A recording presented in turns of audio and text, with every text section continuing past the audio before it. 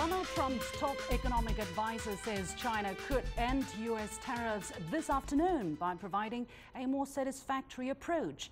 Is he being overly simplistic, or can we read anything into his comments? And the World Health Organization has said it will continue to deepen its cooperation with China under the framework of the Belt and Road Initiative. How important is the Belt and Road Initiative to world health programs in general? Welcome to The Point, live from Beijing. I'm Li Xin.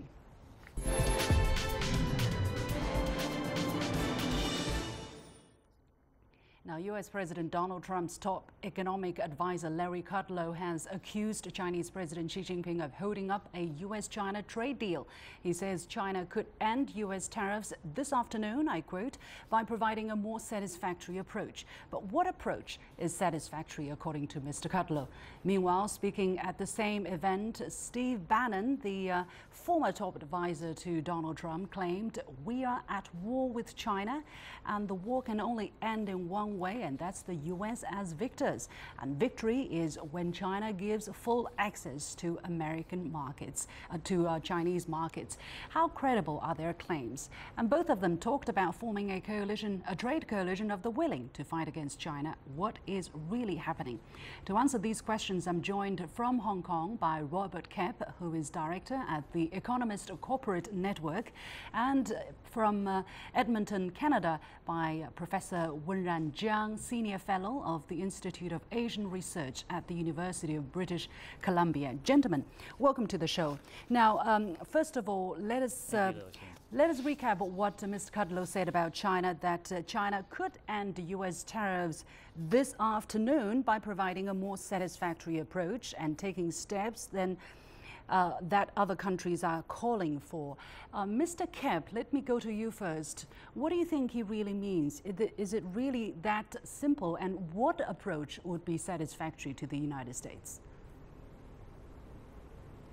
Well, no, it's actually not that simple, because although Mr. Kudlow talked in ways that sound straightforward, which lowering tariffs, of course, are, if you look at what the Trump administration has been talking about regarding trade frictions with China, they're very systemic. So unless the U.S. changes its position, for example, on China having to abandon Made in China 2025 and basically change its whole state capital system, I don't know if the U.S. administration would be truly satisfied. Now, the hope is, yes, if China could start lowering trade barriers, which it has been doing, and it goes far enough along the lines of some achievable targets, I think we really could see progress.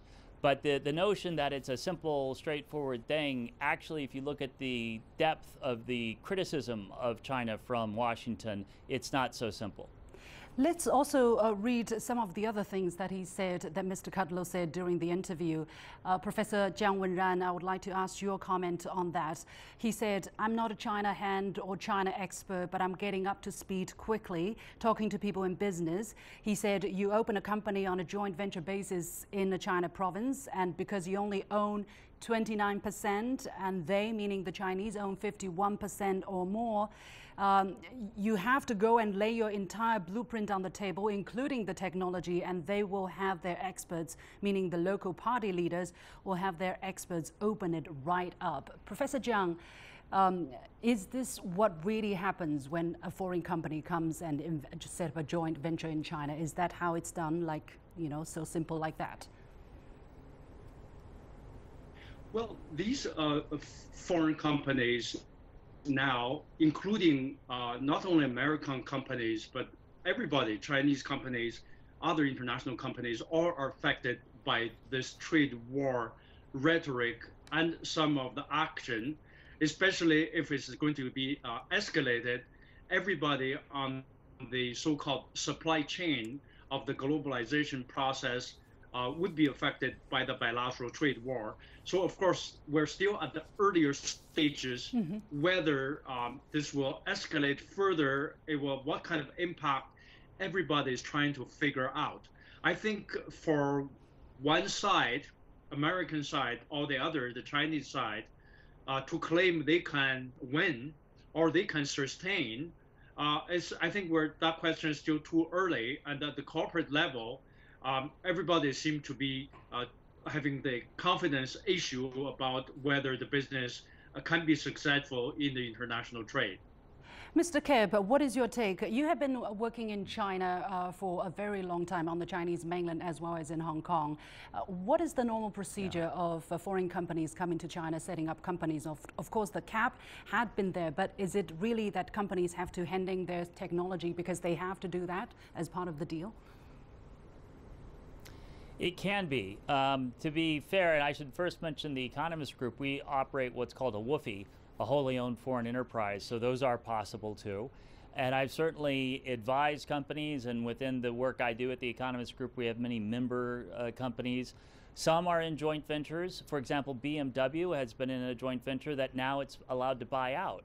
And so it's switching that sort of ownership. In fact, that's maybe a good example of this. You've had in the case of auto manufacturers, previously the requirement that they did do joint venture, typically with a government-backed company, signs with the government itself. Qualcomm is another good example, a company that's been in the headlines a lot.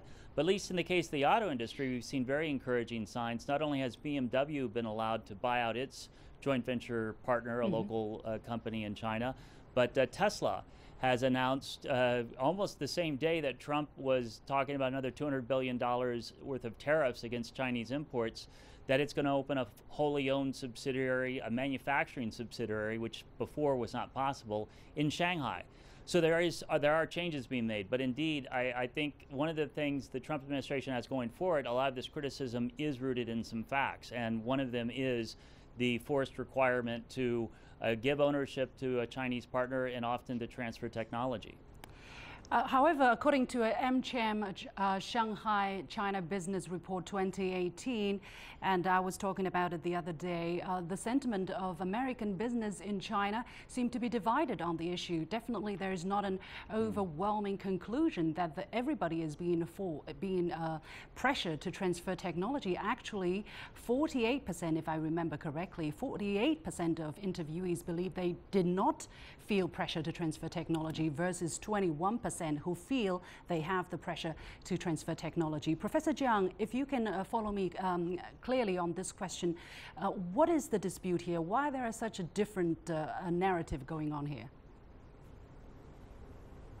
Well, now we're in a situation that the Americans are worried about the China's technology advances, the 2025 Made in China plan, which Americans feel that it is a threat to American technological supremacy. And on the other hand, the Americans actually having, over the decades, due to the Cold War ideological restrictions and security concerns, they have a ban on certain high technology areas. And now we're in a situation where China is trying to catch up. At the corporate level, the Americans are accusing the Chinese of acquiring technologies through, unjustifiable means, and the Chinese certainly deny that, such as forced transfer of technology. So it will be interesting to see how this all played out, because the American companies, as we have discussed, are coming to China to set up shops, trying to go around the tariffs. And the Chinese are not budging at the moment in terms of saying they're doing anything wrong. And they have the intellectual property rights issues in China being addressed. They claim they have the court system and is getting better and better. The Americans are just not buying it at the moment. So I think we're having this dilemma now. Right. Well, I think the problem I have with what Kudlow says is that he makes things, he paints things in an overly simplistic manner, black and white, where there are many layers of details and nuances, especially, for instance, in terms of intellectual property rights protection. He says China is doing nothing. And I think that is really too extreme a statement. Let's also, I don't have too much time, let's also listen to what Steve Bannon said during almost exactly the same time about America's economic relations with China. We're at war with China. There's three types of war. The Chinese look at it: information war, economic war, and guns up, kinetic war. Been at economic war with us for 25 years. So again, a lot of highly loaded stuff there. But Mr. Koepp, what do you think of this way of looking at an economic relationship as a war that China has been waging since 25 years? That's obviously hyperbole, and that's really one of the issues we have with the Trump administration. Although Steve Bannon no longer is actively advising the White House, his philosophy remains part of their outlook on the world. Obviously, the U.S. and China are not at an economic war. And I think it's interesting you cited the AmCham study. Sure, some industries don't feel compelled, don't feel really pressured upon. In fact, we have a number of entrepreneurs from America and all around the world who have gone to China, started companies, done very well. So it's not, across all industries and for all companies. But there are some, and there are some who do feel under pressure. So if you were to say, you take Steve Bannon's comments to maybe think of them as economic rivalry instead of war, I think that's true. But if you say it's warfare, it's not warfare. Actually, his interview is really packed with sentiments such as this, and I can quote actually multiple places where he talks really as if China, is really trying to destroy the United States. Professor Jiang, how do you look at this kind of attitude? Basically, he's talking about the Chinese leadership or what China is doing at the South China Sea, and that that many people in the United States have allowed the rise of China, and many people in that room have exacerbated the rise of China. That kind of China rise, so it must mean the end of the era for the United States. How do you look at that kind of mentality? Well, we're in a situation here that the two sides are going back and forth. But we'll also need to understand that the American so-called trade war is not just against one single country, China. It's a technology issue. The dominance of technology area, and as a global predominant power, is a major concern for President Trump, but they're also waging a trade war that is not quite ideology-based. As you can see, the Americans are waging trade war against everybody almost. We just had news yesterday that the American government is reviewing the import of nuclear materials issue, which is based on national security concerns. That has little to do with technology, but they think they're importing too much uranium from Canada, which is 25% of Canada's uranium occupying the U.S. import total. They feel that's a national security issue, even with Canada. So put things in the perspective. I think the U.S.-China dispute on technology issues, on the so-called commanding height issues of the overall economic performance will continue, but U.S. is waging a war just about against everybody at the moment. I can agree with you partially, Professor Jiang, here, because although some people might not be such an ideologue, some other people in the Trump, or who has influence over the Trump administration, over President Trump, does seem to have a very strong ideological perspective there. And I'm actually talking about Steve Bannon. If you read what he has said, it's really, he's doing this because this is particularly against China. Why they do this against their NATO allies? That's the question is on everybody's mind. We do not know at this moment. Another thing that Steve Bannon said is that victory for the United States is when China gives the U.S. full access to their market. Victory is when they stop the warlordism in China right now. Professor Jiang, Mr. Koepp, let me come to you then. So if China opens up its market, is losing this economic war against the United States, what should China do? Well, I mean, I disagree with the premise. In fact, I would say it's just the opposite. And the global trading system, which China claims to now not only want to protect, but want to see flourish, and has kind of risen to the forefront. At least it's the largest economy now saying that it supports the global trading order. Well, that means if you subscribe to the reason we have global trade, that the more you open your borders, the more you succeed, that you bring better priced inputs to your economy. You make life much better for your consumers and your industries. And you also get reciprocal access to overseas markets. So it's all good. So no, China doesn't lose on that scenario, it wins. And I just think it just shows the misaligned thinking that's going on in Washington right now. Okay. Before I go, I really want to play this soundbite.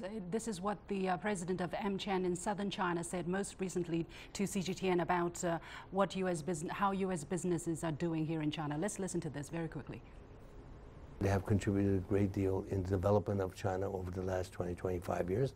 They've been very profitable, they have been very successful, and they continue to reinvest in this market. Okay, if China is not the place to be, business people will be the first to flee. I think that statement has explained itself. Anyway, many thanks to my two guests from Hong Kong, Robert Koepp, Director of the Economist Corporate Network, and in Edmonton, Canada, Professor Wenran Jiang, Senior Fellow of the Institute of Asian Research at the University of British Columbia. You have been watching The Point with me, Qishan. We're taking a short break, and when I come back, I'll be asking how China's Belt and Road Initiative could help develop and improve health programs around the world. Stay with me.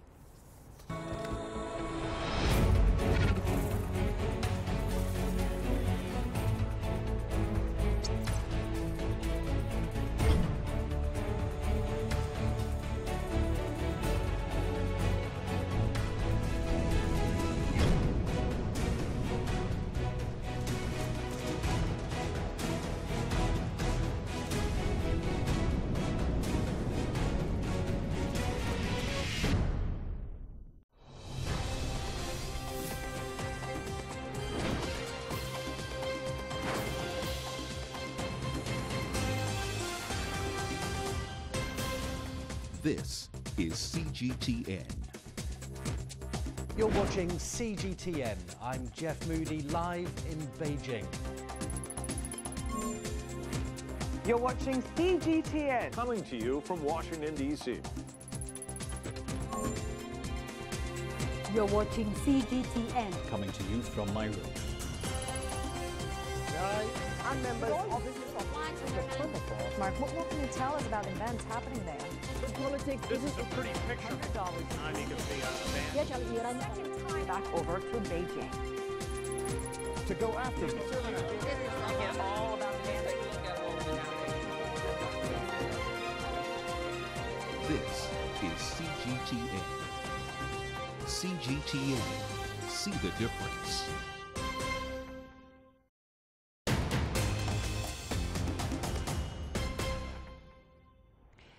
Chinese Vice President Wang Qishan met with the World Health Organization Director General Tedros Adhanom Ghebreyesus in Beijing on Tuesday this week. Wang Qishan stressed that the Chinese government is committed to promoting the development of a healthy China and is continually improving Chinese people's health and well-being through development. He also said that China appreciates the critical role played by the WHO in coordinating global health development, and China supports the WHO in promoting the implementation of health-related sustainable development goals at all levels. Now, in response, the WHO DG said the organization would continue to deepen strategic cooperation between the two sides under the framework of the Belt and Road Initiative and South-South cooperation. So what role can the initiative take in fostering health development goals, especially in Africa, where the maritime Silk Road reaches through the east coast of that continent? I'm joined in Beijing by Qinduo, a senior researcher at the Pangoal institution. Mr. Xu, thank you very much for joining us. Now, as I said, China is promoting global economic integration by building infrastructure and broadening trade with around 6 nations on multiple continents. But the partnership also extends to health. China and Pakistan, for instance, launched last year a new emergency medical center in the southern port city of Gwadar, aiming to expand healthcare to those in need. So what other examples can you provide us? And is this simply a case of making sure that workers in the coordinated industries stay healthy, or is there a real knock-on effect for others who are not directly employed by these industries? Well, I think it is inclusive, not only open to the Chinese workers and also workers with the local citizenship for the Chinese companies or for the joint project over there. Other projects I can give you is like there are many projects like this in Africa. At least, for example, 35 anti-malaria centers in African countries set up by the Chinese side. And also, if you go to some of the countries, I recently got back from Sudan, you have this, they call it Chinese hospitals, basically like established by the Chinese side in 1995, 96, so almost 20 years. People call it the Chinese capitals. Basically, actually, most of the workers are local Africans, and executives and the head of the hospitals are also Africans. But there's a medical team provided by the Chinese side, like every year. They stay there for 1 year or 2 years, around 10, 20 of them. So they also worked with local people, local hospital staff to provide services. So people, you know, with the fond feeding of Chinese people in China, so they call it a Chinese hospital. I mean, examples like this, yeah. Now, China is committed to providing medical assistance and emergency medical aid to Belt and Road partners and to Belt and Road Initiative partners, and to carry out regional cooperation and coordination in maternal and child health, disability rehabilitation, and the management of major infectious diseases such as HIV, tuberculosis, and malaria. Is this effectively an all-in package of mutual cooperation over the Belt and Road?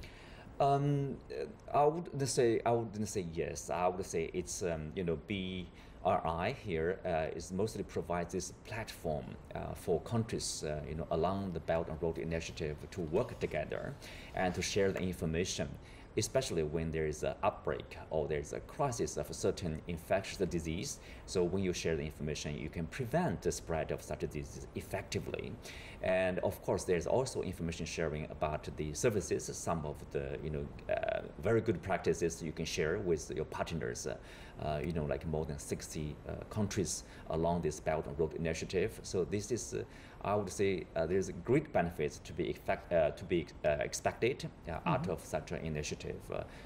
You know, with the cooperation in the health sector. And also you mentioned in your introduction about this, the focus you can see is about the health of the mother, children, and also the prevention of this infectious disease, because this is a particularly big problem for developing countries and also for the least developed countries. They are lethal in a sense. Not, you know, some of them are never seen in developed countries, but still quite often the cases in some of the poor countries, I would say. Right. So this is very necessary.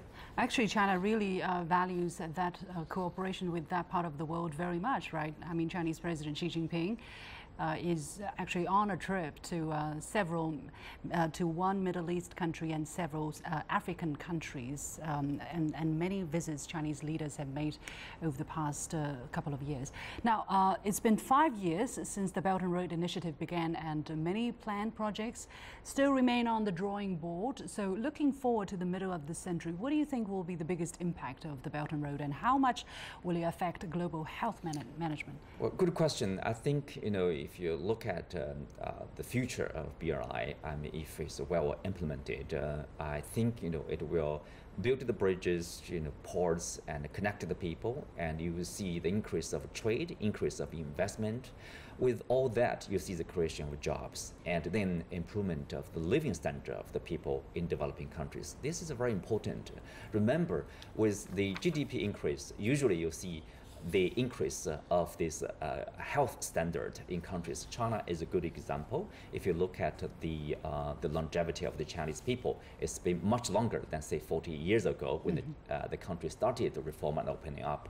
I hope and I think similar things will happen in those countries along the Belt and Road Initiative, who are obviously joining this the health initiative too here. Right. Basically, China's, I think the average life expectancy of Chinese people have really increased tremendously. Right now, it's something like 76 years, right, for the Chinese people.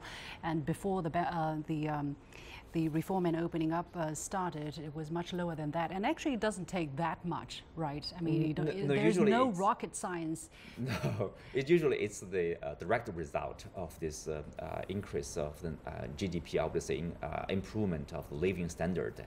And also with this, the bettering of your living, and you see people have this a better awareness about the prevention of disease, and also the treatment of disease, and better access to the medical assistance, medical help. And just better hygiene or access to cleaner water in general, these kind of things. If you look at the citizens like in Chinese cities, first-class cities like Shanghai and Beijing, especially women, their longevity actually is about more than 83 years old. So that's basically among the best. Right.